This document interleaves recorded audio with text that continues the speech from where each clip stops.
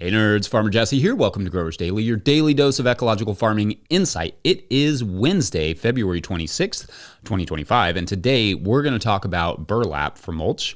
Is Farmer Jesse real? Great question. And how big to make your beds and paths. So let's do it.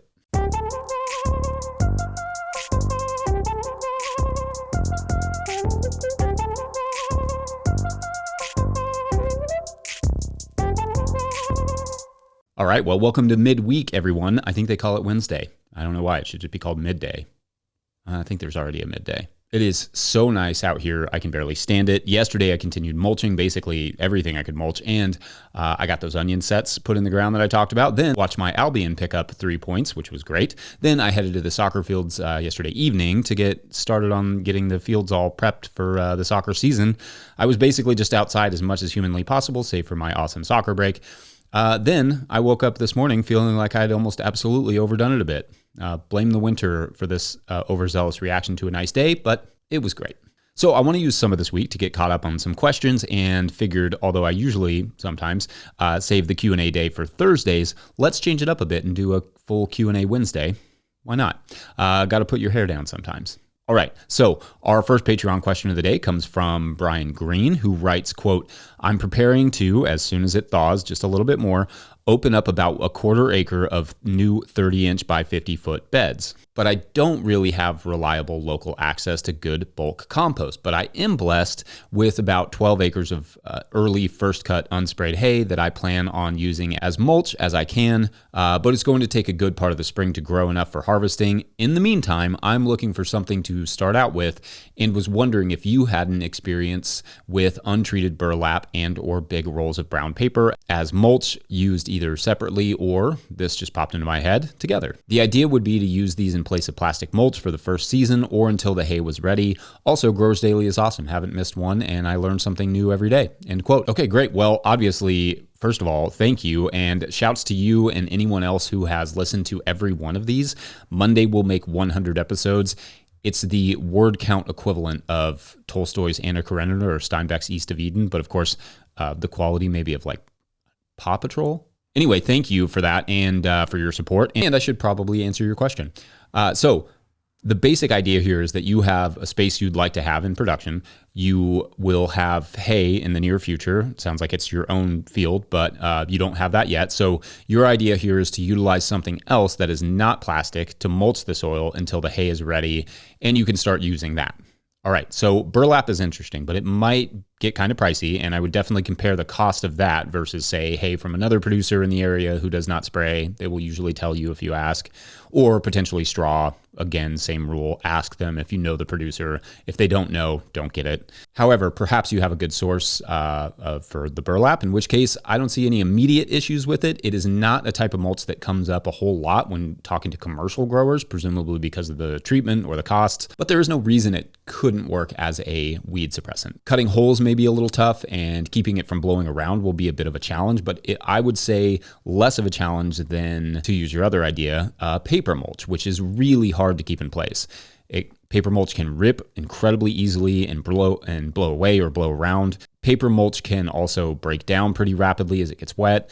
Generally, what I suggest with paper mulches is to use them as a weed barrier under the mulch of choice, like what I refer to in the Living Soil Handbook as complementary mulches, but less so as a primary mulch. It could work under the hay, for example, but not in place of as easily. It could work under the burlap as long as the burlap is clamped down pretty well.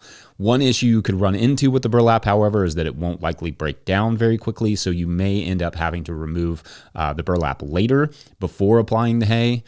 But that I can't say for sure either because I haven't done it. It really depends on your climate also, your heat, your moisture, all those things. If anyone has experienced mulching with burlap, especially on the market garden scale, let me know too, because it's definitely not one I hear about very often, and it's not one I've used personally. It's one I more associate with like tree plantings and perennial plantings. Also, you'd want to find burlap that has very tight, sometimes called coarse weave, so that weeds are not sneaking through the holes. As for the hay fields, I know I personally would love our own hay fields. We have one field, but it'd be pretty hard to hay it. I always dreamt of one day running my own hay fields. I would love to have someone run chickens through a hay field there in the fall just to fertilize the fire out of it, then drill in some winter wheat and rye, and then cut and bale that before the seeds really got established while it was, still super green and high protein. That would make an incredible mulch. Not sure it would be worth the labor, but because hay labor is really expensive and requires expensive equipment. But fresh cut grass of any sort is highly nutritious to gardens. Gardens love that stuff. So assuming you have an affordable way to cut and bale it, I am definitely a bit envious. Also, I know I say this a lot, but lightly colored mulches will cool things down. And by things, I mean the soil. But by the soil, I mean the growth of your plants. So just be conscious of that when using hay in colder climates, but also things like burlap or paper. They're going to cool the soil more than they are going to warm it. If the hay fields are cut too late or at the wrong times, weed seeds will be a problem. Anyway, I hope that helps. Let me know, listeners, watchers, if you all have any experience using burlap, especially in a sort of market garden context. Anyway, up next, we'll get a question about Farmer Jesse, whoever that is. BRB. Today's episode of Growers Daily is brought to you by Farmhand. I don't know about you, but I got into farming to be in the field growing food for my community, not creating elaborate pack lists, not writing newsletters or responding to emails, not designing and maintaining web stores, and etc. And I especially don't enjoy doing those things after an already full and fulfilling day of growing food. Actually, if I spent less time on my phone and behind the computer, that would be great. If only there were a solution for that. Enter Farmhand. Farmhand is the only all-in-one virtual assistant built by and for farmers. With one single platform, Farmhand enables you to offload your administrative tasks, send and manage communications, and sell more to your customers. Farmhand saves growers an average of 6 hours of administrative load each week.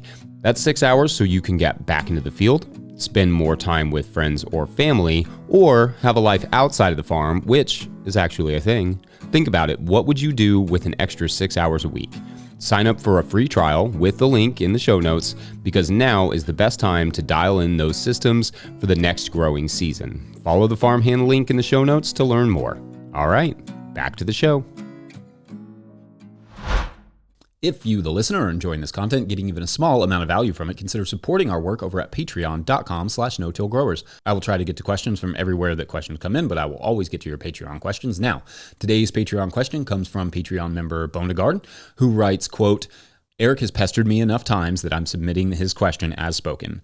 Quote, okay, I have a question, a real question. Is Farmer Jesse real? End Eric's quote. So Bondegard goes on, you can answer that without context, which I think would be hilarious, or you can read on for context.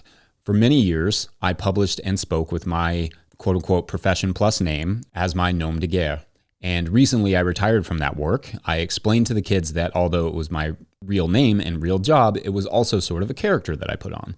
So I think Eric's question is, interpreted by me, is how much of the Farmer Jesse show, that's what he calls the podcast, feels like being a farmer and how much feels like being an actor. I know you say you always get to these questions, but I have done my due diligence and sent Eric's question and totally understand if you want to skip this one. End quote. First off, of course, shouts to little Eric and shouts to any kiddo questions. I've long thought that it would be fun to start a farming podcast just for kids, but at least at present, I'm a little tapped out on capacity, but who knows, maybe one day. Anyway, I love this question, Eric. And yeah, weirdly, I am just a guy sitting in front of a camera and a microphone somewhere in the world talking about farming. Isn't that wild? Okay, so to further answer this question, let's start at the beginning. I've talked about this a bit before, but I began using the moniker Farmer Jesse a long time ago with our CSA members because our marketing strategy was to sell ourselves as your farmers. Like you have your pediatrician, you have your hairstylist. We wanted to be your farmers. In fact, I still think this is a good strategy and feel free to use it, whoever's listening. So effectively, I was their farmer, hence Farmer Jesse. And I started making videos to help our CSA members use their food. That was how I got started on YouTube to begin with. But I started to blend CSA videos with just general like farming videos, and those did really well. So I just started making more of them. And we eventually moved away from making CSA videos and towards just doing the farming specific videos, but the name stuck. And it is absolutely a bit of a persona, but that also doesn't mean it isn't me.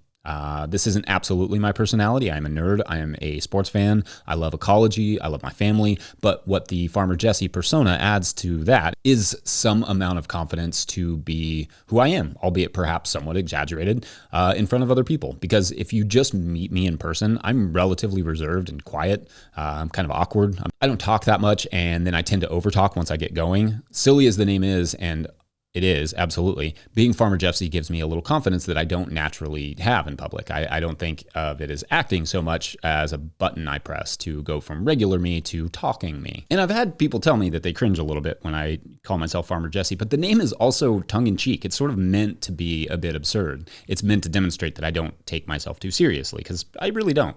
Calling myself Farmer Jesse every day, in fact, brings me a nice smoothie of confidence, right? But also, a lot of humility. I think that's why I never really dropped it after we dropped the CSA and the CSA videos. It keeps me somewhat grounded. I also think that with this show and with that persona, that it's important to remind people that environmentalism or organic farming or whatever isn't just like one type of person. I like being a representative of farming who looks and acts like, I don't know, anyone. Your sports-loving friend, your dad, your soccer coach, your science teacher, your everyday nerd. All types of people can and should farm. And I like being representative of that to some extent. Of course, I think we all, or at least most of us, have personas based on the context that we're in. I act like a different person at market than I am with my kids, than I am when I'm talking to strangers, than I am walking on the beach with my wife, than I am when I'm stressed out, than I am when I'm perfectly happy, and than I am here in front of the camera. I mean, if I was my market self all of the time, bubbly and chatty, I would probably be single forever. But if I was never that person, who knows if we would have had the successful market run that we did. Maybe in that way, we were kind of all just the sum of our many selves. So I guess Farmer Jesse is as real as anyone else that I am. So I don't know. I hope that answers your question a little, Eric. I love it. Great stuff. And thank you. Up next, let's get a question about bed and path widths. My tongue did not like that one. Be right back. Got some cool things on the list for this week, and I wanted to talk about a couple because they're kind of aliens.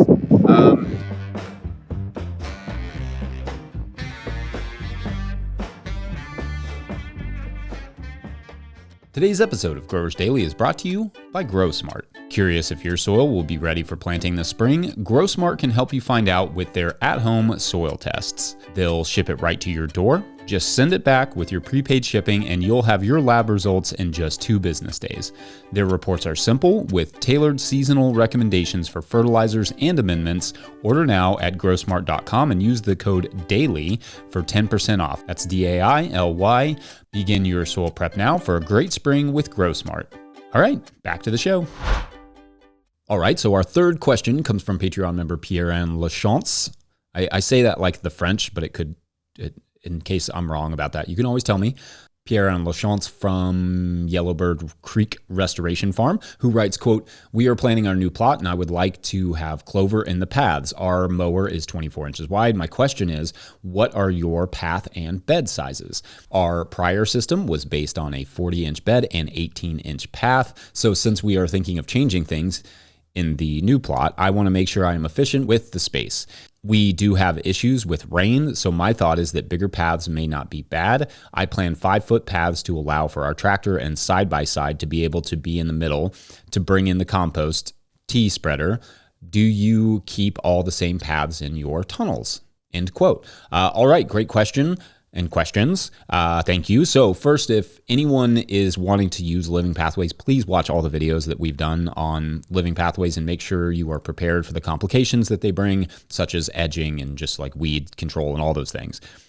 They are possible. I love my living pathways. Wouldn't do it any other way. They are not for everyone. And there's things you definitely have to consider. So with that caveat out of the way, our pathways are 18 inches wide and our beds are 48 inches wide, which would be roughly 45 centimeter paths with 122 centimeter wide beds. Now, we came to those sizes because I found an electric mower that would work. It's technically 17 inches, but close enough. And wider beds are mathematically better use of space. Ergonomically, they can be harder because most people cannot straddle a 4-foot wide bed. So that's up to you, how big you want to make them, how long you want to make them. We made ours 50 feet, so we didn't have to walk 100 feet to get around them.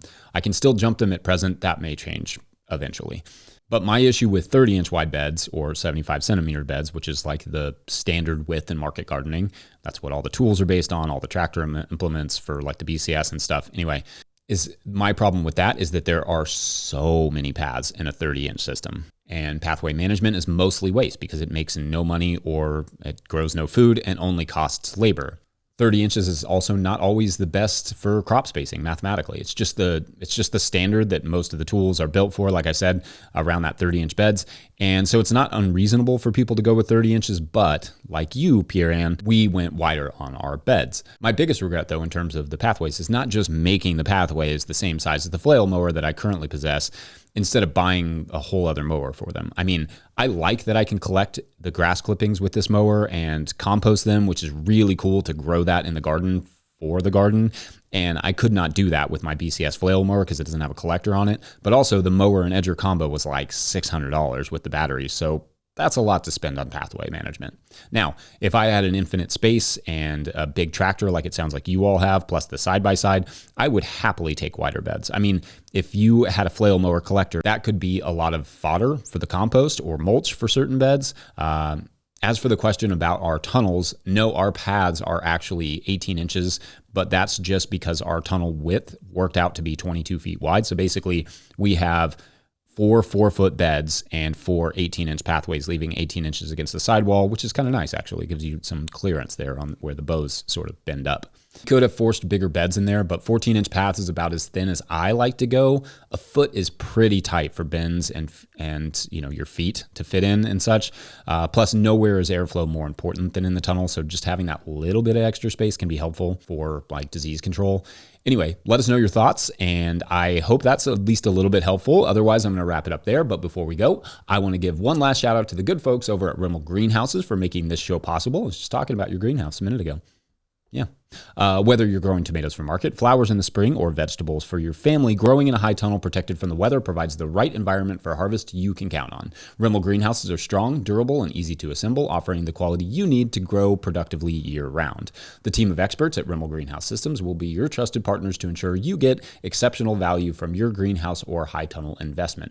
Visit Rimmel.com today to get growing. Big thanks to all of our show sponsors. Huge shouts to Willie Beedon for the theme music and the team at No-Till Growers. Also, shouts to Epidemic Sound for the background music that you can hear. Yep. Pick up a copy of the Living Soil Handbook by me or The Seed Farmer by Dan Briesbaugh over at no-tillgrowers.com to support our work. Big thank you to everyone over at patreon.com/no-tillgrowers, where at a certain level, or if you just bump up from one level to another, or sign up in the month of February, you get a shout out on the show. So big shout outs today to Paul Carden, and Elaine Johnson. This is clearly, I think, a competition between two halftime performers.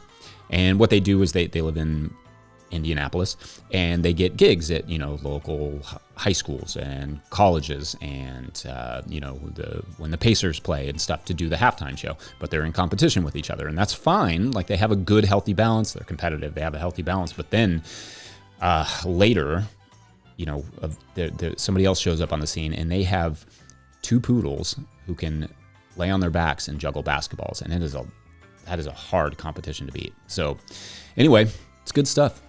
Weirdly cutthroat, that world. Anyway, thanks for watching and or listening. We will see you tomorrow. Tomorrow's Thursday. Yeah, but tomorrow. Great, we'll do that.